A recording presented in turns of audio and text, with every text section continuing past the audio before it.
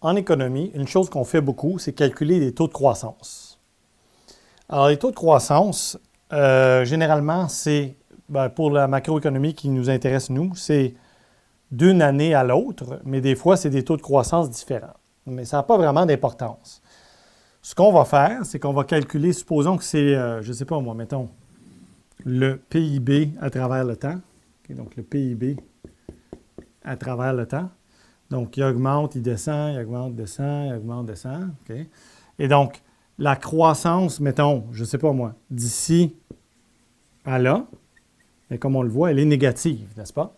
Ça, c'est ton point de départ, Q0. Ça, c'est ton point d'arrivée, QN. Mettons que c'est la première une période. Okay. Et donc, pour calculer la croissance d'ici à là, on va prendre une formule. Et c'est la même formule tout le temps pour calculer d'ici à là. Ça n'a pas vraiment d'importance. Donc, vous prenez votre point de départ, qui est Q0. Vous prenez votre point d'arrivée, qu'on appelle QN, N pour N période, et vous calculez le taux de croissance annuel moyen, par exemple, ou le taux de croissance moyen, qui est par période. Donc, quel serait le taux de croissance moyen par période? Bien, vous prenez QN sur Q0. Vous prenez tout ça à exposant 1 sur N. Donc, s'il y a une période, bien, c'est juste 1, donc elle a 1, donc il n'y a rien. Et vous enlevez 1. Et donc, supposons que ça vous donne, je ne sais pas moi, mettons 0,06, ça serait 6 de croissance. 0,1, ça veut dire 10 de croissance, et ainsi de suite.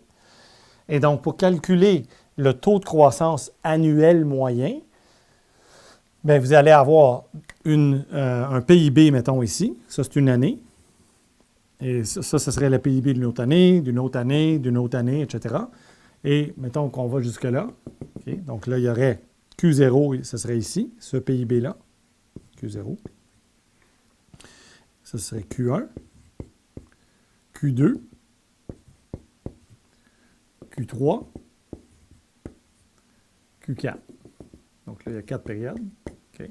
Et donc, on ferait QN divisé par Q0, exposant 1 sur 4, moins 1, et ça donnerait en moyenne de combien ça a augmenté par année. Évidemment, la moyenne sera inégalement répartie. Ici, c'est moins quelque chose. Puis de toute évidence, le chiffre total va être positif parce qu'il y a une croissance positive au total.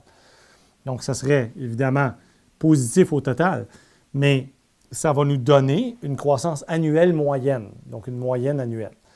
Donc, et si on veut juste la croissance d'une période du début, puis à la fin, jusqu'à la fin, vous prenez juste vos deux quantités. Donc, de combien a augmenté une quantité, QN sur Q0, à la 1 sur 1, parce qu'il y a un gros saut, moins 1. Donc, ça va vous donner le gros saut d'un coup. Et donc, c'est les deux façons, là, les deux taux de croissance. Donc, ça, c'est le PIB. Et l'inflation, il se trouve aussi que c'est un calcul de taux de croissance, n'est-ce pas? C'est la croissance de l'indice des prix à la consommation.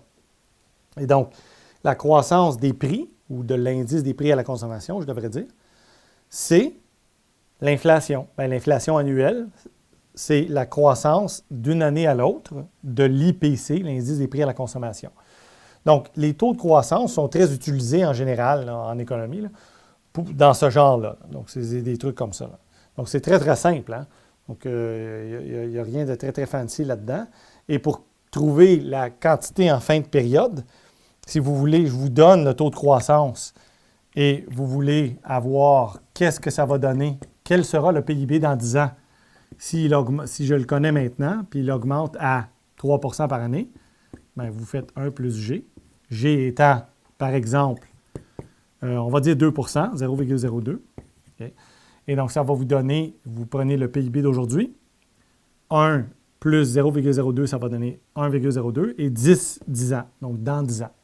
Ça va vous donner le PIB dans 10 ans à un taux de croissance annuel moyen de 2 Si le PIB aujourd'hui est de telle quantité que vous connaissez, ça va vous donner le PIB, quel sera le PIB dans 10 ans si le taux de croissance annuel moyen est de 2 et le PIB aujourd'hui est de tel chiffre. Donc, amusez-vous à apprendre à faire des taux de croissance un petit peu, là, parce que c'est très utilisé là, en macroéconomie en général.